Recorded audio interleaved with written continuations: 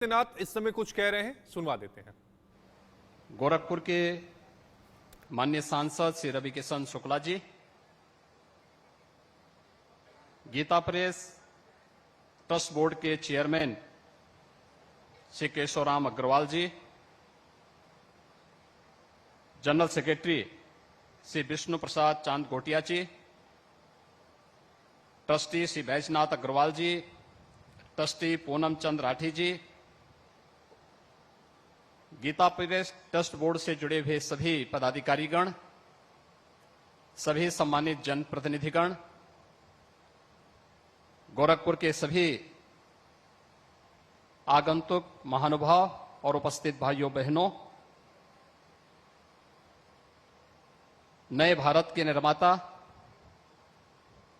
भारत माता के महान सपूत, भारत को वैश्विक पहचान दिलाने वाले आदरणीय प्रधानमंत्री जी का, महायोगी बाबा गोरक्षनाथ की इस पावन धरा पर गीता प्रेस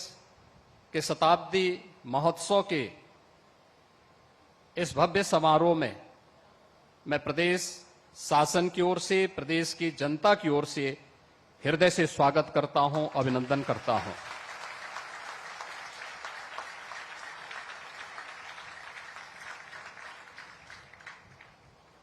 भाइयों बहनों, हम सब ने पिछले 9 वर्षों में भारत की विकास की एक नई यात्रा के साथ साथ आस्था और विरासत को मिल रहे सम्मान और वैश्विक स्तर पर भारत को मिल रही नई पहचान को देखा है। ये नया भारत जिसमें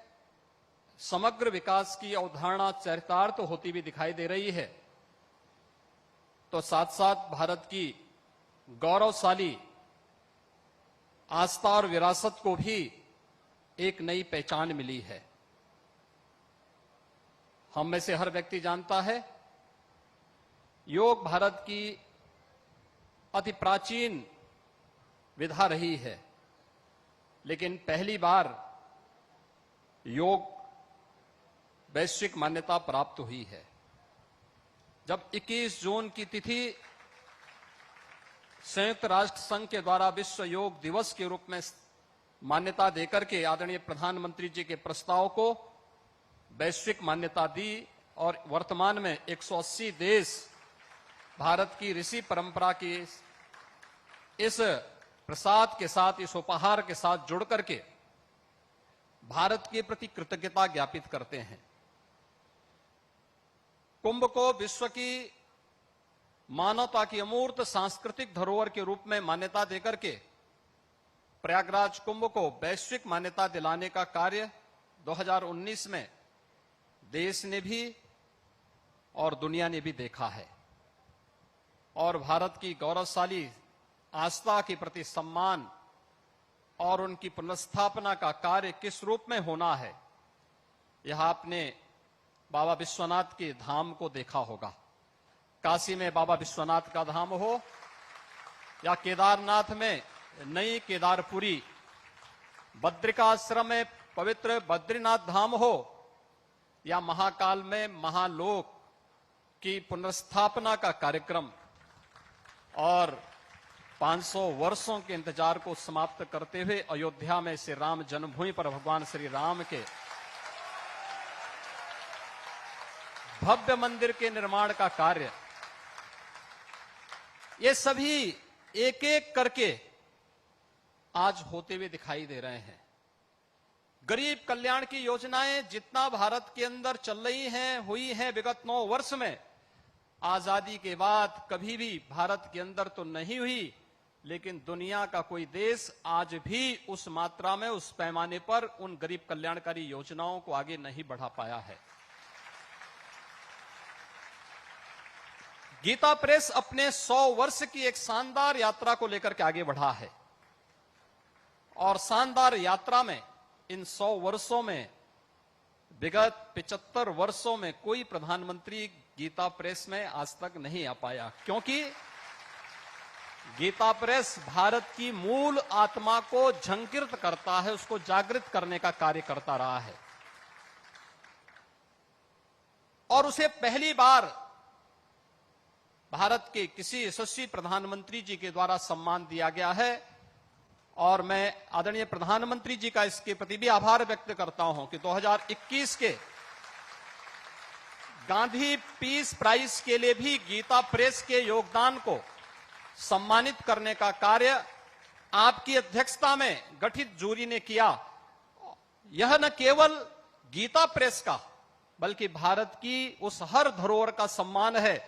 जो हमारी पहचान है और जो भारत को एक नई पहचान के साथ आगे बढ़ाने का कार्य करता है।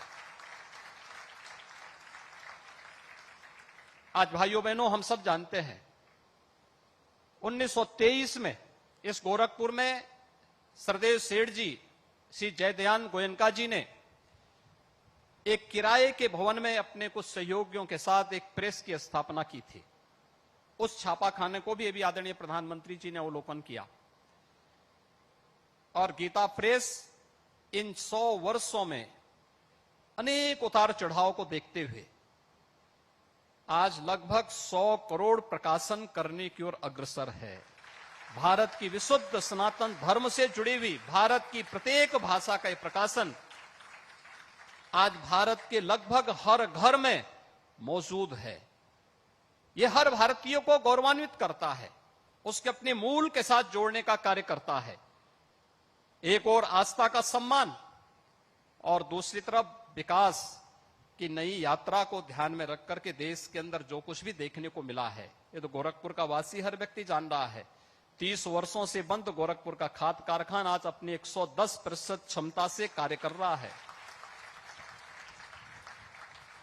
गोरखपुर में एम्स कोई सब कल्पना भी नहीं करता था, लेकिन वह भी आज साकार हुआ है और भव्य रूप से गोरखपुर का एम्स पूर्वी उत्तर प्रदेश, पश्चिम उत्तर बिहार और नेपाल के एक बड़े भूभाग को बेहतर स्वास्थ्य की सुविधा उपलब्ध करा रहा है। गोरखपुर में और पूर्वी उत्तर प्रदेश में इंसेफ्लाइटिस जैसी बीमारियों के समाधान के लिए आईसीएमआर के एक रिसर्च सेंटर की स्थापना का कार्य इसी गोरखपुर में हुआ है। और यही गोरखपुर है रामगढ़ताल, जो गोरखपुर के आपराधिक गतिविधियों का अड्डा था,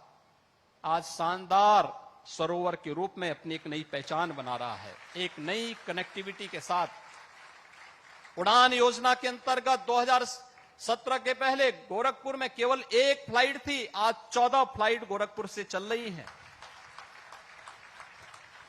और नए भारत की नई ट्रेन वंदे भारत के रूप में भी आज गोरखपुर से लखनऊ के लिए और जोधपुर से अहमदाबाद के लिए आदरणीय प्रधानमंत्री जी के कर कमलों से कुछ ही देर में प्रारंभ होने वाला है। भाइयों बहनों, ये अद्भुत संगम और सचमुच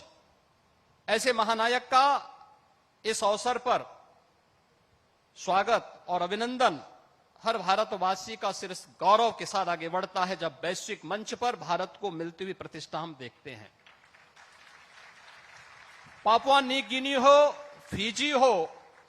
ऑस्ट्रेलिया हो या जापान हो या दुनिया के दादा के रूप में माने जाने वाले अमेरिका के अंदर प्रधानमंत्री जी की लोकप्रियता या दुनिया के किसी भी अन्य उस मंच पर या भारत के 140 करोड़ लोगों के सिर को गौरव के साथ आगे बढ़ाता है और हर भारतीय को आगे बढ़ने के लिए एक नई प्रेरणा भी प्रदान करता है। और इसीलिए तो श्रीमद् भगवत गीता में भगवान ने इस बात को कहा कि ददा चरित श्रेष्ठस तत्देवे तरो जना स यत प्रमाणम कुरुते लोकस तदनुवर्तते। श्रेष्ठ पुरुष जिस प्रकार का आचरण करता है अन्य लोग भी उस प्रकार का आचरण करने लगते हैं और जिस प्रकार का प्रमाण प्रस्तुत करता है वो अन्य लोगों के लिए यानी लोक के लिए भी वह एक नई प्रेरणा होती है। और आज ये नए भारत या नया भारत आदरणीय प्रधानमंत्री जी का अनुगामी बनकर के उनके मार्ग का अनुसरण करते हुए भारत को दुनिया की सबसे बड़ी ताकत के रूप में स्थापित करने के उनके संकल्पों के साथ कार्य कर रहा है। हम प्रदेशवासी अभिभूत हैं, देशवासी अभिभूत हैं विकास की इस नई यात्रा के साथ जुड़ने के लिए, भारत की धरोहर को मिल रही मान्यता को लेकर के, भारत की आस्था को मिल रहे सम्मान को लेकर के मैं इस अवसर पर एक बार फिर से प्रदेशवासियों की ओर से, गोरखपुर वासियों की ओर से, पूर्वी उत्तर प्रदेश को जो आपने एक नई पहचान दिलाई है, उन सब की ओर से आपका एक बार फिर से हृदय से आभार व्यक्त करते हुए स्वागत करता हूं, अभिनंदन करता हूं। इस अवसर पर प्रदेश की माननीय राज्यपाल आदरणीय श्रीमती आनंदीबेन पटेल जी का भी मैं हृदय से अभिनंदन करता हूं, जिनका मार्गदर्शन प्रदेश के विकास के लिए हम सबको सदैव एक नई प्रेरणा प्रदान करती है। गीता प्रेस से जुड़े हुए ट्रस्टी बोर्ड को, जो सनातन धर्म की इस आवाज को साहित्य के माध्यम से जन जन तक पहुंचाने का कार्य कर रहे हैं, शताब्दी महोत्सव के अवसर पर उन्हें हृदय से बधाई और शुभकामनाएं देते हुए विश्वास करते हैं कि संस्थापकों की भावनाओं के अनुरूप यह प्रेस निरंतर 100 वर्ष की अपनी यात्रा को जिस प्रकार से, जिस शानदार तरीके से आगे बढ़ाया है, आगे की कार्य योजना को भी उसी तत्परता के साथ, उसी प्रतिबद्धता के साथ गीता प्रेस ट्रस्ट बोर्ड आगे बढ़ाने का कार्य करेगा। पूरा समाज और पूरी सरकार आज आपके साथ में है। इस विश्वास के साथ मैं आप सबके प्रति अपनी शुभकामनाएं देता हूं। धन्यवाद। जय हिंद।